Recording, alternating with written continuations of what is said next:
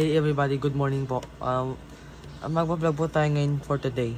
So for this day, I'm reviewing for my new action figures or something I bought from the collection because it's here. It's here now, guys. It's here. This one here. This is the Bandai Tamashii Nations the Robot Spirits Voltes 5 from Voltes 5 Legacy. So comment down below if you like Voltes 5. Let's go and take a look at the table. Let's go. Okay, here is the front of the box. Okay, in the front you can see the Voltes 5 Legacy at a really cool details. Okay, let's push this camera. Okay, Voltes 5 Legacy is a very cool, but let's take a look at the packaging first. Okay, ito muna yung package. Then looks like this is the package what it looks like. I bought the Bandai Robot Spirits Voltes 5 Legacy. Then in my own, I got this from the collection for only $3,499. So I bought from the collection on collectible store on collection at Grand Central. Bandai Namco. Okay, here is the front of the box. This is one of the sides. This is the other side, and this one is the back. This is the top, and here is the bottom. Okay, here's the Voltes 5.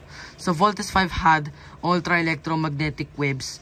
May ultra electromagnetic wave po siya. Then meron siyang Voltes bazooka.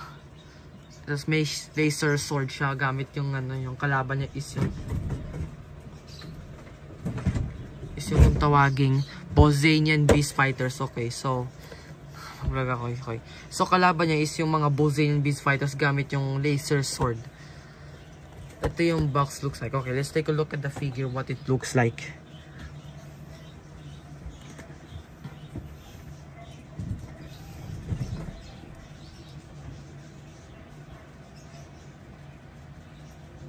Bakit ganyan tingin mo sa akin ako?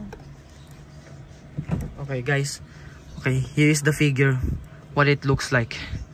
That's the figure, what it looks like, guys. It fully articulated.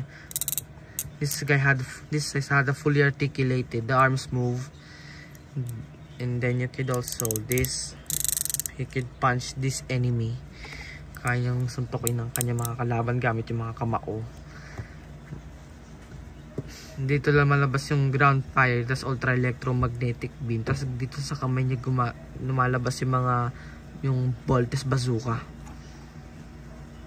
Kasi dito sa sword niya, lumalabas yung ultra electromagnetic ball. Head moves, the foot moves, and then some other footsteps. Very cool. Awesome figure.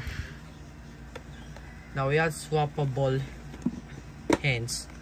May swappable hands siya, which is Voltes bazooka, and then other hand which is holding the laser sword, gamit yung laser sword niya, and then may extra siyang mga kamay, swappable hand.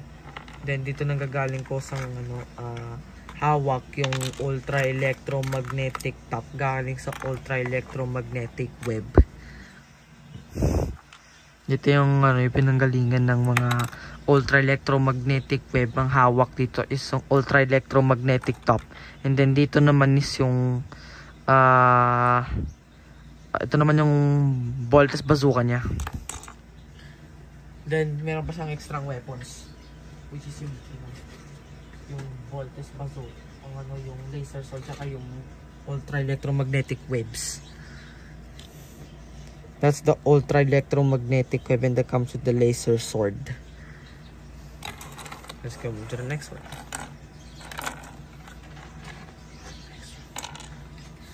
Here, this guy is a Defendic. Really cool. Cool figure. Well, that's awesome. I like it. Very cool. Then inside of the box, you could also open like this. Then inside the box, it comes with the accessories here. You should pull this out. There you go.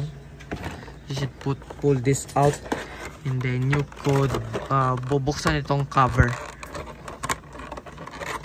cover up. Dito nanggagaling yung mga weapons at saka extra kamay gamit ang laser sword pati Voltes bazooka niya.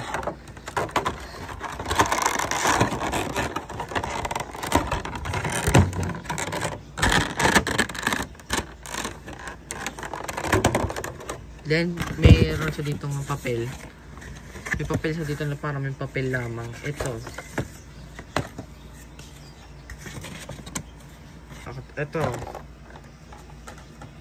Ito yung check paper niya. Paper. Then you can open this up. Very cool.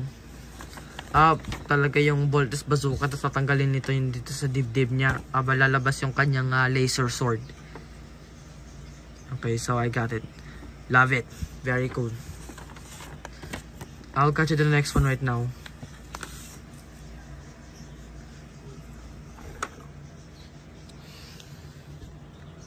That's it for this episode. I hope you like this episode. Wait out for my content. And if you like Voltes 5, subscribe now for more. See ya.